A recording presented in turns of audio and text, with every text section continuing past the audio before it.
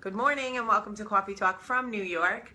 Those of you who watch, remember Erica. Hi. Hi. I made her keep her glasses on because I wanted to put my contacts in because I don't feel pretty. But she's always pretty. And I think people with glasses look smart. I need that. Smart.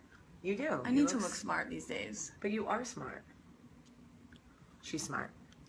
And now she looks smart. Oh, I don't know. I feel like glasses are very Harry Potter. You know? Yeah. Well, my hair looks good. Well, that's stop a plus. touching it.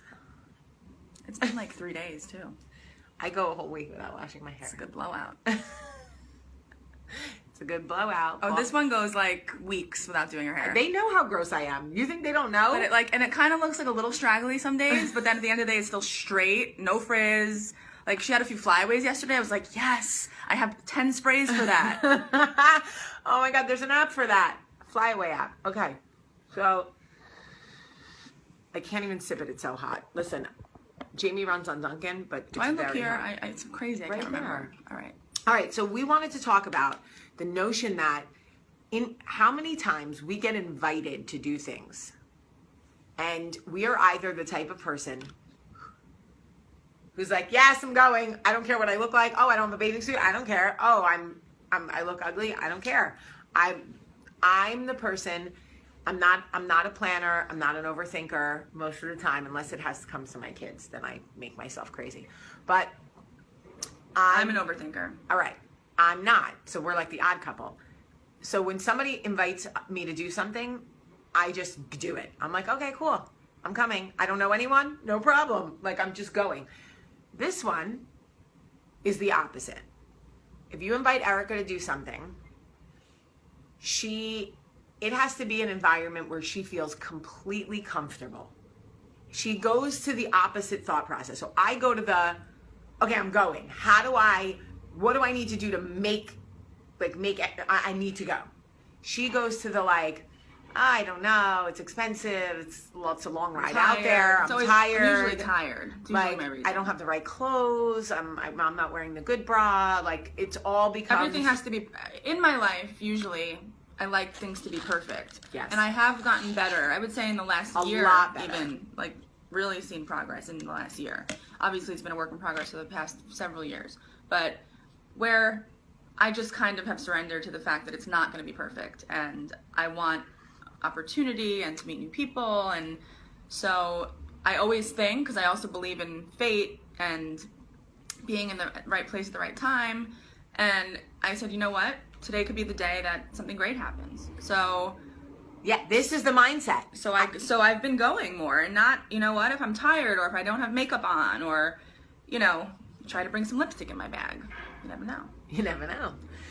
Obviously, when you're single and you want to meet somebody, it's a very different thought process. I've already been through that process. But I will tell you that you never know when your door is coming. Sometimes your door is disguised as an invitation to something else. I want to tell you the story I was going to tell you about the law party. So my girlfriend in Baltimore got invited to go with a friend, a guy friend. He was like, listen, I don't have a date, and my law firm, he's a lawyer at a big firm in Baltimore, is having their company Christmas party. Will you be my date? And she was called me. She's like, I don't want people to think we're dating. It's not like that. I don't want to, whatever. I don't know. I got to get a dress. It's fancy. And I was like, why don't you go? You're not doing anything. Go. It'll be fun. She was like, it's a lawyer party. It won't be fun. And it was excuse after excuse after excuse after why she didn't want to go. And I said to her, listen, if you really don't want to go, just politely say no thank you. Tell them you have other things to do. But I think you should go. Long story short, she ended up getting a dress. She ended up going. The party ended up being so much fun, but more importantly, she was talking to the president or one of the partners of the firm, and he was asking her what she did. And so she was telling him a little bit about what she did for a living, but what she really wanted to do. And he was like, oh, that's so interesting. She wanted to do this thing in technology and blah, blah, blah, blah, blah. So anyway, she ends up having a great time, goes home. 2 days later, she gets an email from the partner of the firm who says he loved her idea so much, he hasn't stopped thinking about it. Would she be willing to come in and meet with him? So she was like, okay. She went in. They had a whole conversation about what she wanted to do. And he said, if I give you a budget and the infrastructure to create what you want to do. Could you implement that for my firm? And she said, I've never done it before, but I could try. And he said, great. They made her an offer making $40,000 more than she was making. $40,000 more a year. Okay, people. Okay? It's the exception.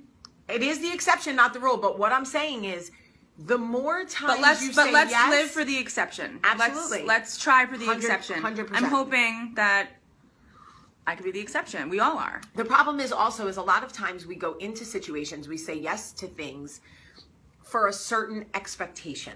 Like if you're single, a lot of times you're saying yes to invitations because you think maybe my husband will be there. No, but you don't even realize that the opportunity, there could be other opportunities. You could meet your new best friend. You could meet somebody who needs your help.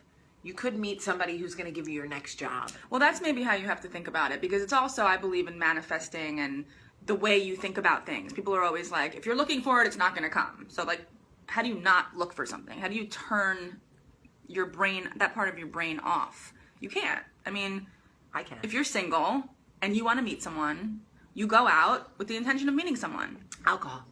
If you don't have a job and you need a job, you go to a networking event with the intention of getting a job. So like these stories that you hear, and believe me, I'm not trying to be a downer because I totally believe in this stuff, and I live my life every day waiting for that situation, whatever it is that I'm going through, whatever department of my life.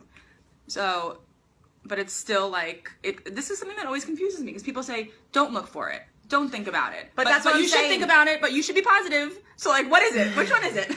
No, you should. Jamie, go. You should, here's the thing.